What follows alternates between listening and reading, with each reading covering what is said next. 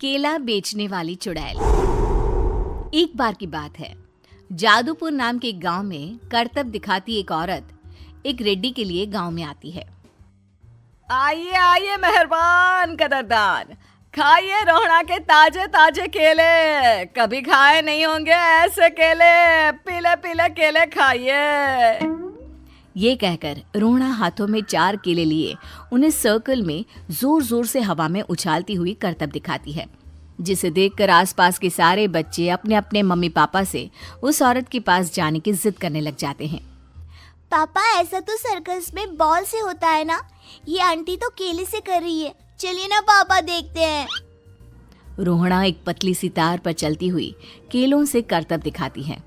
आते जाते सभी लोग बाहर रुककर उसके करतब देखते हैं और वाह वाही करते नहीं थकते।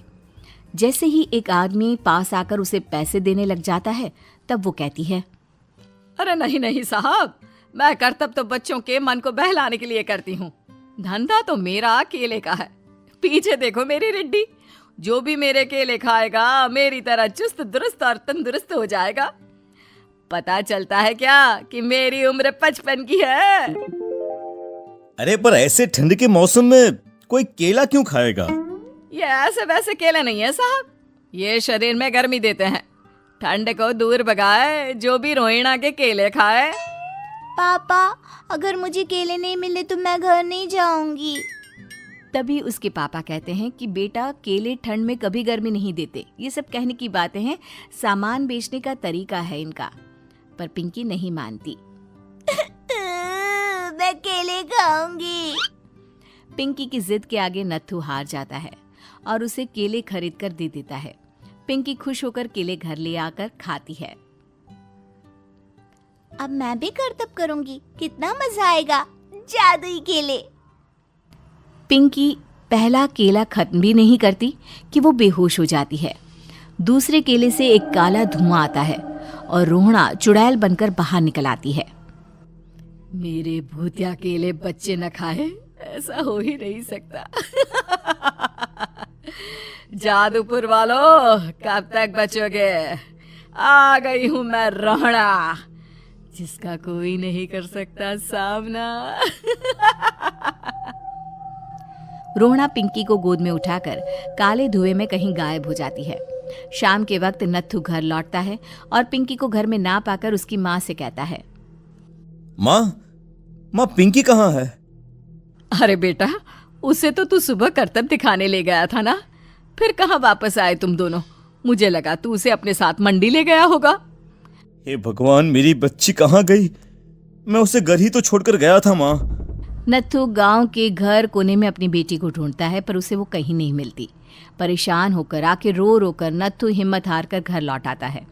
अगली सुबह रोहड़ा फिर से करतब दिखाने आती है और इस बार पिंकी की तरह रोनी केले खरीद लेता है।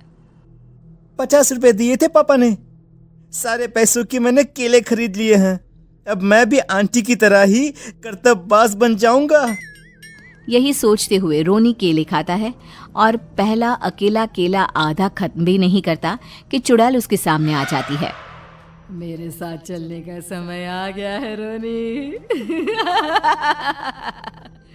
ये तो बस शुरुआत है। अब इस गांव के सारे बच्चे धीरे धीरे मेरे कब्जे में होंगे, एक बच्चा भी नहीं बचेगा। ये कहकर रोना रोनी को गोद में लेकर काले धुएं में अदृश्य हो जाती है। इसके बाद हर रोज गांव में से कोई ना कोई बच्चा गायब होता, पर ऐसा क्यों हो रहा है किसी को भी समझ में नहीं आ पा रहा था। रोज की तरह अपनी बेटी पिंकी की तलाश में नत्थू गांव के एक तालाब के पास बैठा रो रहा था। कहाँ गई मेरी पिंकी? शकुंतला के जाने के बाद एक वही तो मेरा सहारा थी। अरे उसकी आत्मा कोस रही होगी मुझे कि मैं अपनी बच्ची को संभाल भी नहीं पाया। नत्थू ये कहता हुआ रो ही रहा था कि तभी तालाब में से उसे शकुंतला की आवाज सुनाई देती है। कहाँ थी तुम शकुंतला? हमारी बच्ची और सारे गायब हुए बच्चे रोहड़ा के कब्जे में हैं। वो बच्चों को जो केले देती है उससे बच्चे बेहोश हो जाते हैं और उसके कब्जे में आ जाते हैं और वो उन्हें ले जाकर काली दुनिया में ले जाती है।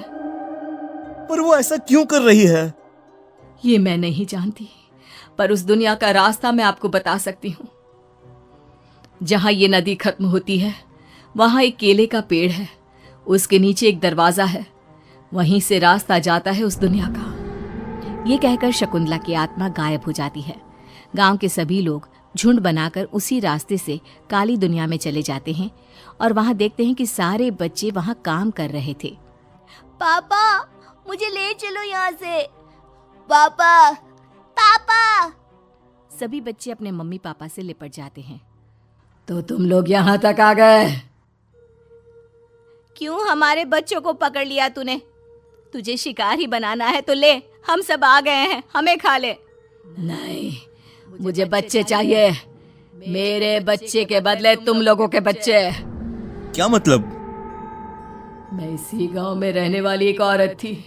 केले की चोरी के इल्जाम में मेरे बेटे को गांव वालों ने इतना मारा कि वो मर गया। उसी दिन मैंने ठान लिया कि गांव वालों का भी वही हाल करूंगी। कुछ दिन बाद बेटे के चले जाने के दुख में मैं भी मर गई और मेरी भटकती आत्मा एक चुड़ैल बन गई। और फिर मैंने बदला लिया तुम सबके बच्चे छीनकर। बर्दाश्त नहीं कर पाए ना? सोचो मुझ पर क्या बीती होगी। हमें माफ कर दो रोना। पता नहीं ये किसकी गलती थी, पर हम सभी माफी मांगते हैं। हमारी खुशियां लौटा दो, तुम भी तो एक माँ हो। गांव वालों की बात सुनकर रोना का मन पिघल जाता है और वो बच्चों को छोड़ देती है। उसके बाद काली दुनिया बच्चों के लिए जादुई दुनिया बन जाती है। नेक्स्ट वीडियो देखने के लिए चैनल को सब्सक्राइब कर दीजिए।